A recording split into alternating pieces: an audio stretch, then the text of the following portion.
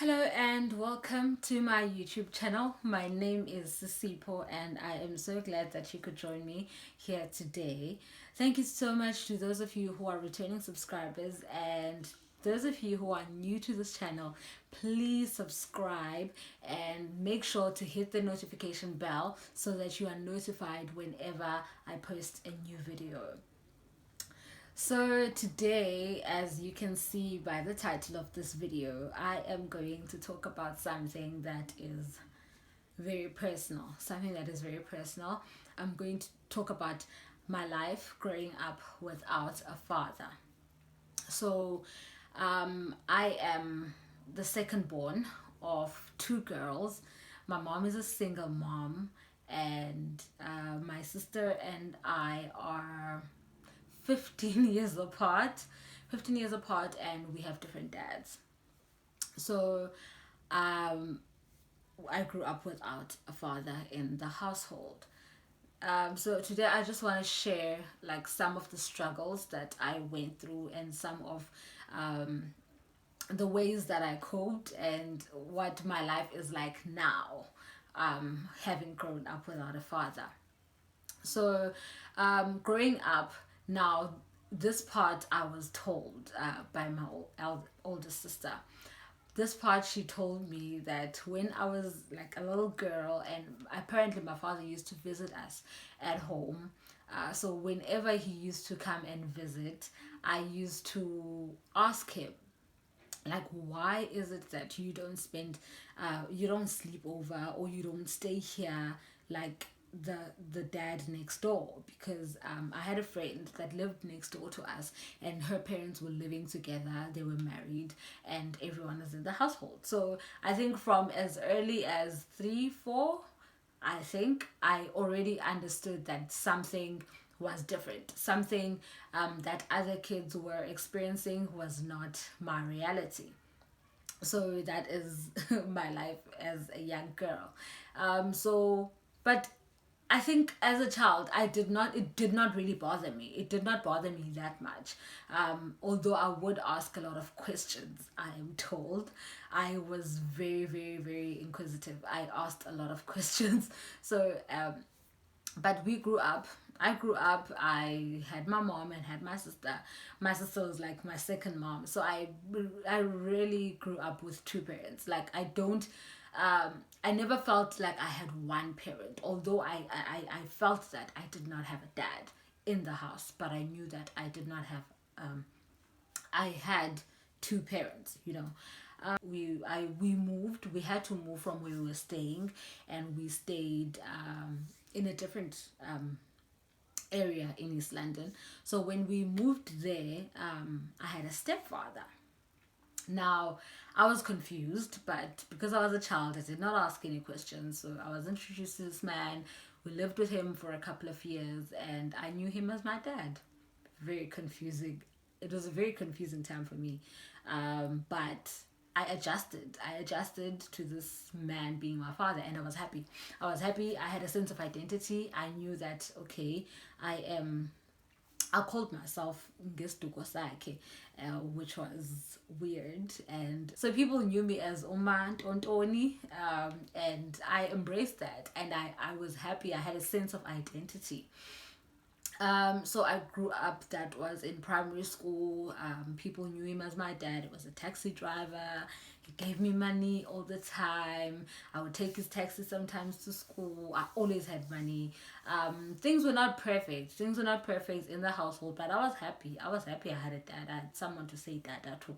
And that to a little girl is very important. It is something that is very important.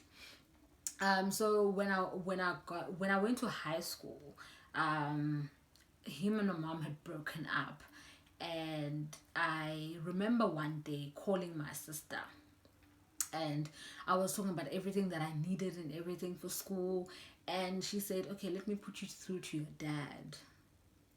She put me through to my dad, and this was not the voice that I was expecting, but it was a voice that I was familiar to. So I was shocked, and but I did not say anything. And on that call, I did not ask for anything. I was shocked. I was confused.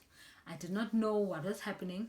Then I asked her after the call, like, what was that all about? Like, clarify the situation for me. And she didn't want to.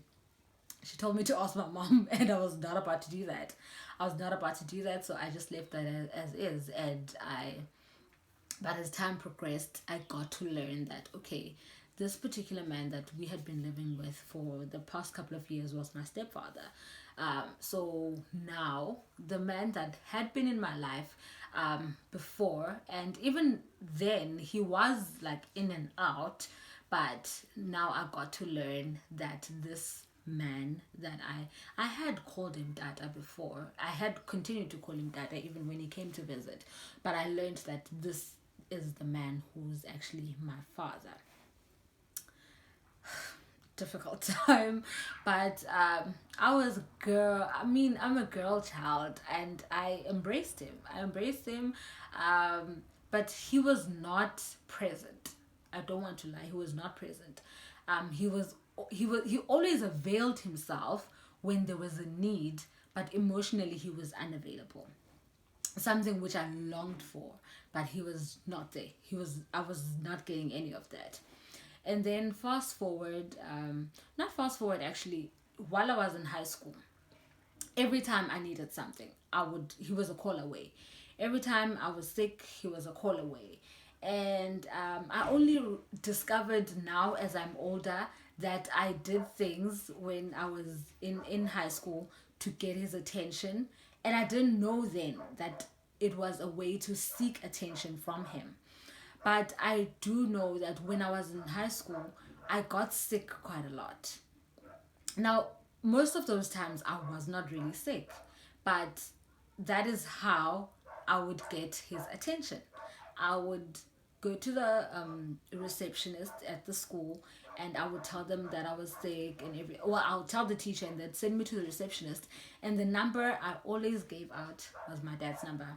I mean, I had my sister, I had my mom, I had them. I could call them, but I knew one thing, that they don't have a car, so I would have to wait until after school to go home with the transport that I came with, or by bus or by taxi, like immediately by taxi. So I thought, no, this is not gonna happen. So I would always give out my dad's number.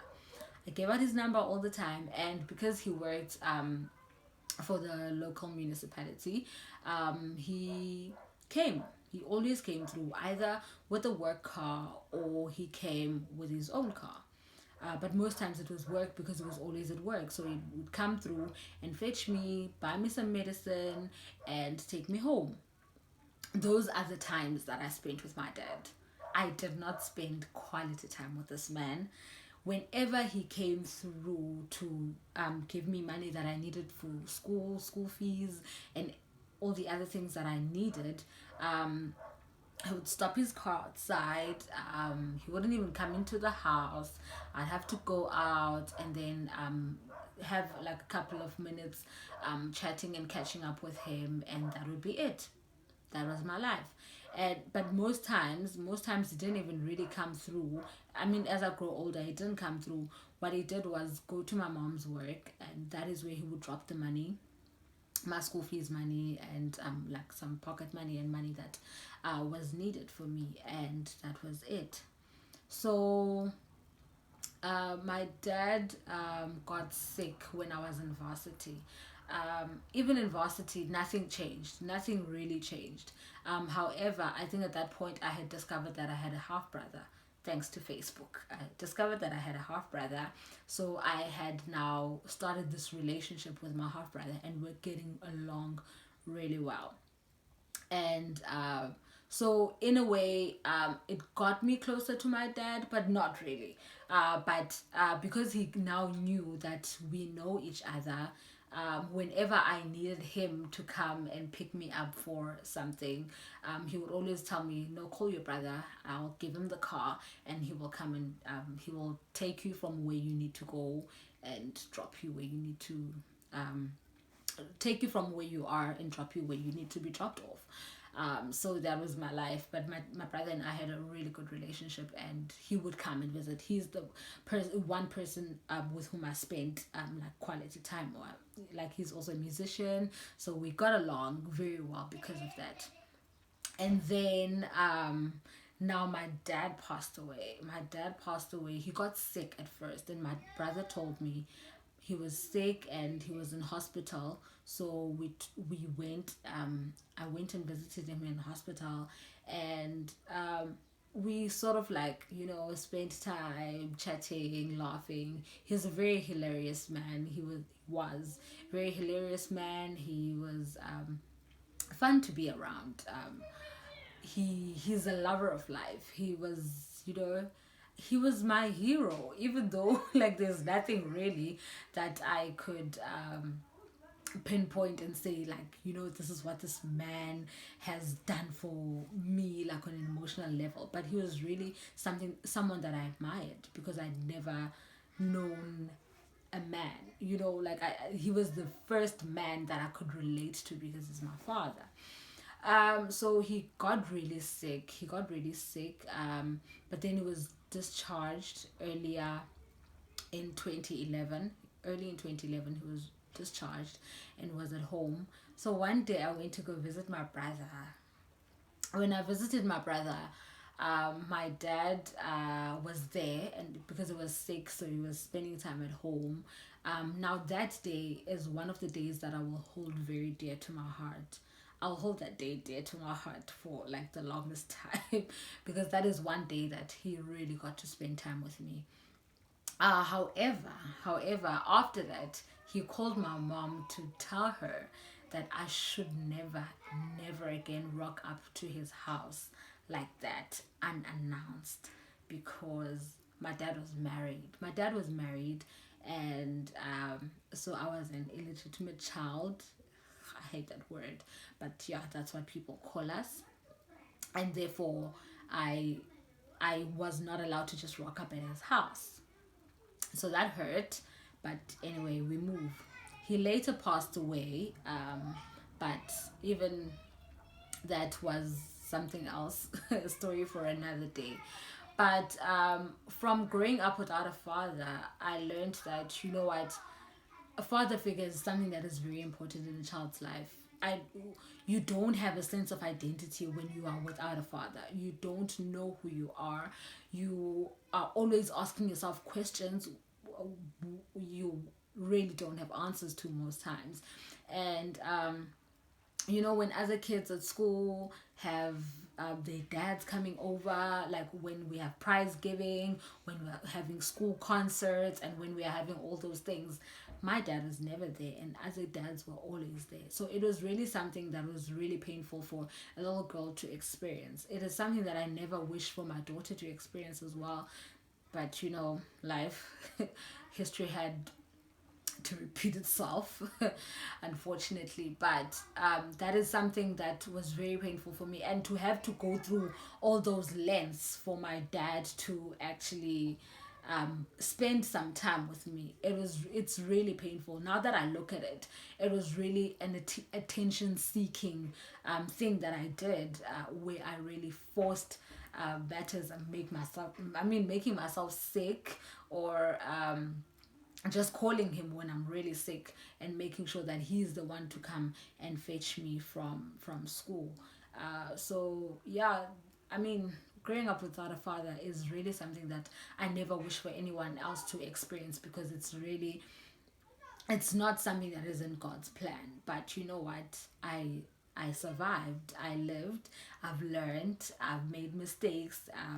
I have been hurt by it. It has affected my life in a negative way, and also in a positive way, because I believe my mentor once said, sometimes we are angry at the fact that our fathers and some people were not there in our lives.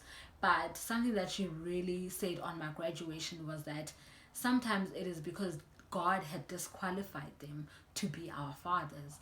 It would hurt to someone, but it made sense to me, because my dad and I did not have the same beliefs. Yes, he was a Christian, but somewhere along the line we would have clashed, and some of the values that he would have taught me would have clashed with the values that I've got now, and the values that I'm glad I later got to have in life. So I do know that although it was a bad thing, although it was not the best of situations, but I do understand that it was God's plan. I mean, God would not have allowed it. Let me rather put it that way. God would not have allowed it if He knew that it was not something that I would learn from and grow from. So it was sad, but you know what, God is always there, His grace is always sufficient, and I'm here, I'm doing life, and God is in it.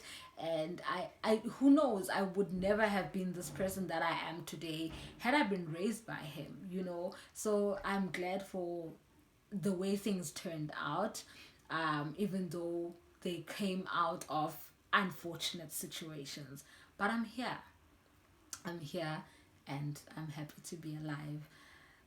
So yes, I've come to the end of this video, and I hope that you will relate somehow to this video, and maybe learn to be show some empathy to those who grew up without a father. And also, if you are a single mom raising a little girl, know that even though sometimes you don't want them to have the relationship with their dad and something, it is something that every little girl needs. I won't speak for the boys, I won't speak for the men, because I don't know exactly what it is that goes on. I could speak from a social worker's perspective, but that's not what I'm here about today. So if you're a mom, and I just hope that you don't withhold that opportunity for your daughter to have a relationship with their dad if the dad is willing to have that relationship, because it is something that is very important. Our identity comes from these people. We lack that when we don't get that love and that affection from our fathers when we are growing up. So yeah, I've been talking forever. So I do hope that you like this video and that you can share it with someone, and I do hope that it sparks some conversation, get to have some conversation with your parents, get to have some conversation with your kids, about the issues that we are going through as society, as people. So I'll see you guys on the next video. Bye.